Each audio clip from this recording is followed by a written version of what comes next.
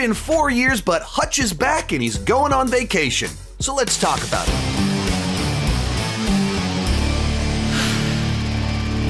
While I'm talking, be sure to join me down below in the comments section. Let me know your excitement level for Nobody 2, and if you've seen it, what did you think about it?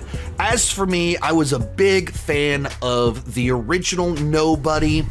This is just my kind of movie in general, and when you're able to have kind of interesting casting where you get Saul Goodman from Breaking Bad to play an action hero, that's just kind of interesting for me. To me, it was from the writer of John Wick, from the production team behind the John Wick movies, and then the movie delivered on the promise of the premise. And in fact, my wife and I went home and went, that was really cool, and we kind of became obsessed with Bob Odenkirk and finally watched Better Call Saul, and it became one of our favorite TV shows of all time, and I bought Bob Odenkirk's book, all of that fun stuff. So on paper, when they said they were going to do a Nobody 2, I was very excited. The trailers for the movie didn't actually impress me though, so I went in with fairly modest expectations. Did the movie live up to the original film, or were my expectations based off the trailer correct? Let's get started with the review. And if I'm being honest, I felt that this movie was a pretty big downgrade from the original film, and my fears going into the movie based off of the trailer were mostly correct. Now, to be perfectly clear, being disappointed doesn't mean a movie is bad. This movie has plenty of entertainment value. If you want to see Bob Odenkirk beat people up, this movie, I believe, has significantly more action than the first film, and it can still do the brutal stuff, but it adds in a little bit more kind of playful stuff. In fact, in an interview, Bob Odenkirk talked about how one of his favorite Jackie Chan films is Police Story. That is my favorite Jackie Chan movie. I love the Jackie Chan movie Police Story. It's got that clever fighting that Jackie does. This scene is my closest attempt to do a Jackie Chan style clever fight. And so you get a good bit of action in here. You know, you get a third act that is at a water park. And so just right there, it's memorable. It's interesting. And that's maybe the thing that this movie really has going for it, is that it puts an action movie in a memorable environment. Thus, the sequences pop and stand out in a lot of unique ways. It's a movie that has more overt comedy to it. So it goes for more jokes and it goes for more overt laughs than the original film. The original film had a dark sense of humor to it, but it was an action movie with a comedic undercurrent. Whereas this is more overtly an action comedy and leans into that tone. So, is it entirely watchable? Yes, it is. Where's there some cool action? Yes. Do I enjoy watching Bob Odenkirk do all of this stuff? Christopher Lloyd with a Gatling gun, is that a lot of fun? Absolutely, that is a lot of fun. And did it make me laugh from time to time? Absolutely, it did. But does the movie on the whole work the way the original film worked for me? No, it did not. And there's several different reasons for that, but right off the bat, I feel like the shift from action movie with a comedic undercurrent to overt action comedy just made it more generic and bland. That it just kind of took some of the edge out of it. It lost something in translation. And just like immediately in the film, there's more kind of prop fighting, which in the right context I do enjoy, and a little bit of that can work, but there's a little bit too much of it. Like we're fighting in an arcade, so he's hitting him with a padded mallet, stuff like that.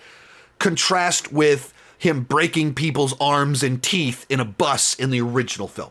Like there's just like a really obvious shift in tone between those two fights. And likewise, during a number of the fight sequences, they'll do like ironic needle drops or kind of quirky upbeat music is playing underneath it as he's beating him up in an arcade or on a boat or something like that, that instead of it playing like an intense action movie, it plays like a comedy with action. and I just prefer what they did in the first film more. The other thing that just didn't really work for me is that it tries to do two competing things where they went, all right, we want to do something fresh, new, and different. So what if we did, Vacation as an action movie? Very overtly has connections to the Chevy Chase, Beverly D'Angelo Vacation movies. Even to the trailer, it uses the song, everything like that. It's overt. And okay, that's different. Like, okay, that puts his family in a different situation. So that's something, let's do something very different. But that complements what came before. But at the exact same time, it is a template sequel. And what I mean by that is it's a sequel where it looks like they looked at the first movie and they converted the structure of the original film into a template. We have this bookending device. You have a scene right here where Hutch leaves, changes mind, turns around to fight people. You have this happen. There's a cute animal. You just take all the things that were memorable about the first movie and you make it into a checklist, a template, and you just make your way through it. And that's what this movie does. And most of it doesn't even make sense, and it makes the whole film just feel a lot more contrived because we're forcing a very different genre and style, family vacation, into the template of a movie of a guy at home and like unleashing something hidden. But it's no longer this hidden thing that's being unleashed. His day job is back to what he was before, that he's action man. And so the formula doesn't translate. So it just, none of it feels organic and natural. And you feel it constantly. They keep doing things that it's like, hey, remember like when we did a scene like this in the first movie? Remember when Hutch did this before? Remember when Hutch had the cat? Remember that? And you're like, this didn't even add up. It didn't even make any sense that this would play out like this. And so instead of just getting invested in the story, I'm noticing the structure. I'm noticing the formula, the template, the checklist. And that takes me out of the movie. And then as much as on paper, the idea of doing a final act of an action movie at a water park is a lot of fun. And there's a lot of fun you can have with that. I just, the way that it plays out, just to use this word that keeps coming up, is too contrived. Where in order for all of the things for him to do, it starts getting like super duper Home Alone, where it's not just we've rigged the facility. The first movie ends with him rigging a factory, but everything at the factory is rigged. In this, it's in order to do these traps, you have to follow him. And so it's just like Kevin being like, hey, I'm over here, you goofs, follow me. And then they follow Kevin into a room. That's what this movie does, except with guys with machine guns. It's not the same thing. It doesn't translate. And so when you're like, hey, guys with machine guns, follow me into this ball pit, and a guy's walking through a ball pit and then, trying to avoid the claymores he placed in there, it feels really unnatural. Like, this is not what you would do. And you're just paying attention like, wait, why would anybody do that? Okay, because you want a ball pit to explode. Oh, you want this to explode. You want this to happen. But none of it feels natural. It doesn't feel organic. It feels like, hey, wouldn't it be funny if there was a ball pit with claymores? Once again, that's what takes you out of a movie. When I watched the first film and he starts booby trapping a factory that he works at, you go, oh, that's fun. And then he starts moving through it and it just feels like, yeah, he's trying to avoid dying. And everywhere he goes, he has a new thing that he's set up beforehand. This felt like, hey, we need him to walk through here. We need him to do this. We need him to do this. And just none of it feels organic. That doesn't mean it's devoid of fun. Like all the scenarios, they're big, lively, it's energetic, it doesn't overstay its welcome. You enjoy all the cast. You got Colin Hanks in here, Sharon Stone.